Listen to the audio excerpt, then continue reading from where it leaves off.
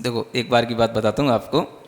जब आचार्य महाराज तत्वार्थ सूत्र पढ़ाते हैं, संघ में बहुत सारी चर्चाएं करते हैं, तो आचार्य महाराज बहुत सारा चिंतन देते हैं कई बार, है ना। और वो चिंतन भी ऐसा होता है कि जो आपने सुन रखा है, पढ़ रखा है, उससे एकदम से उनका चिंतन अलग होता है।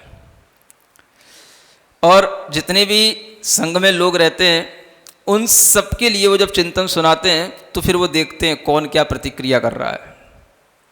समझ आ रहा है? हम जैसे लोग अगर वहाँ बैठे होंगे तो हमारी शकल देखेंगे देखो अभी कुछ बोलने वाला है क्योंकि उन्हें पता है ये बिना बोले रुकेगा नहीं। अब देखो एक बार आचार्य महाराज ने क्या चिंतन दिया, इस सर्व शब्द से मुझे याद आया, पहले अध्याय में एक सर्व शब्द आया था, है ना। सर्व द्रव्य पर्यायेषु केवलम, है ना। सर्वदेव पर्यायेषु केवलस्य आया ना। केवल ज्ञान का विषय क्या है? सभी द्रव्यों की सभी पर्यायों में केवल ज्ञान रहता है ना। अब मैं आपको आचार्य महाराज का चिंतन सुनाता हूँ। आचार्य महाराज कहते हैं, देखो यहाँ क्या लिखा है? सर्वद्रव्य लिखा है। क्या कहना चाह रहे हैं आप? यहाँ हम ये कहना चाह रहे हैं कि सर्वद्रव्य का मतलब सर्वद्रव्य ही है, सब। सबका मतलब अनंत नहीं है। क्या कह रहे हैं? सर्व का मतलब अनंत नहीं है। अनंत में तो क्या हो गया? जिसका अंत ही ना हो उसको अनंत कहते हैं। और सब माने समस्त, जो कुछ भी है वो सब द्रव्य को जान रहे हैं, सब पर्यायों को जान रहे हैं, लेकिन अनंत द्रव्य को जान रहे हैं। जिसका कोई अंत ही नहीं है तो उसको जान कैसे लेंगे वो? सुन रहे हो? अब ये चिंतन क्या उत्तर दोगे आप? इतनी जल्दी उत्तर दे ही नहीं सकते आप। जब आचार्य महाराज ने कोई चिंतन दिया है तो उसके लिए एकदम से कुछ भी बोलोगे तो आपके लिए उत्तर देना एक तरीके से वो उत्तर आपका खारिज हो जाएगा। समझ आ रहा है? अब आप कहोगे नहीं सबका मतलब सभी होता है, वो तो सब तो होता है, वो तो मैं भी कह रहा हूं सबका मतलब सब होता है। सब में अनंत तो आ ही गया? नहीं, सब में अनंत नहीं आ गया। अनंत अलग चीज है, सब अलग चीज है। कौन कह रहा? ये गुरु महाराज का चिंतन है। सुन रहे हो? तो वो क्या कहना चाह रहे हैं? अब आपके लिए बताना चाह रहे हैं कि देखो अनंत का मतलब यह है कि जिसका अंत नहीं है। तो ऐसा भी कुछ है जिसका अंत नहीं है। अंत नहीं है वहां तक वो नहीं पार पा रहे हैं। सबका तो पार पा लेंगे, सब तो जान लिया।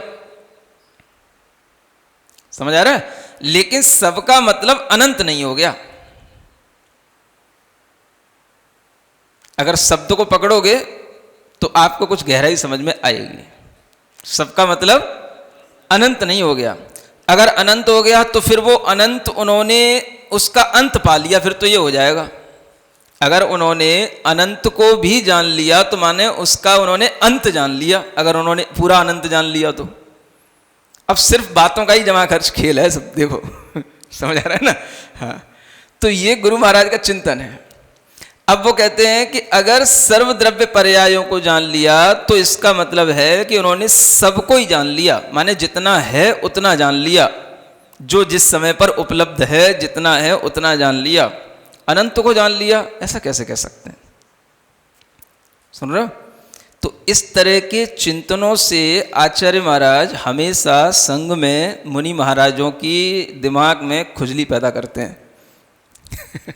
समझ आ रहा है? हाँ। फिर हम जैसे लोग होते हैं तो फिर क्या करते हैं? ये ग्रंथ उठाएंगे, वो ग्रंथ उठाएंगे, इसमें ये लिखा है, उसमें ये लिखा है, फिर आचार्य महाराज को दिखाएंगे। इसी में आनंद आता है। समझ आ रहा है? आप कहोगे ज्ञानियों का आनंद किसमें आता है? तो इसमें आता है। ये आनंद संग में ही रह करके मिलता है। समझ आ रहा है? जब हम फिर ये कहेंगे कि देखो, अब क्या कहेंगे?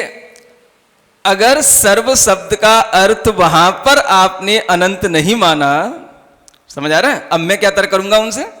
अगर आपने सर्व शब्द का अर्थ वहां पर आप अनंत नहीं ले रहे हो तो ये बताओ कि दूसरे अध्याय में जो लिखा है सर्वस्य,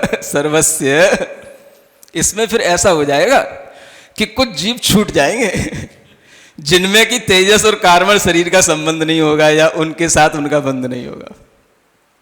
समझ आ रहा है?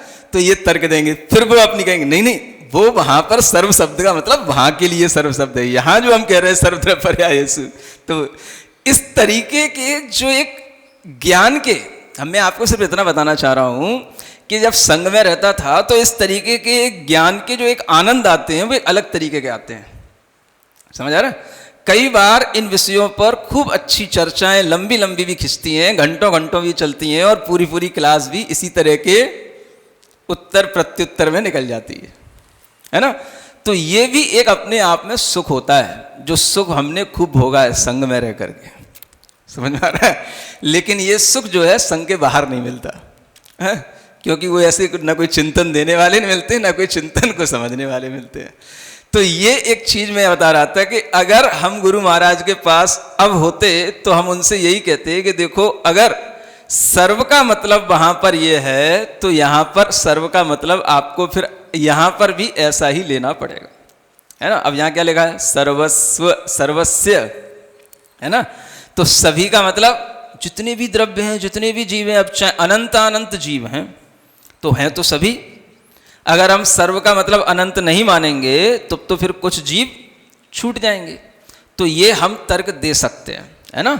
लेकिन उनका चिंतन उनके लिए अपनी जगह पर उपस्थित रहता है, और वह उसी चिंतन को कई बार भी अपने संग में लोगों को बताते रहते हैं, और वो सब केवल जो है ज्ञान की एक वृद्धि के लिए और ज्ञान के माध्यम से आनंद लेने के लिए रहता है।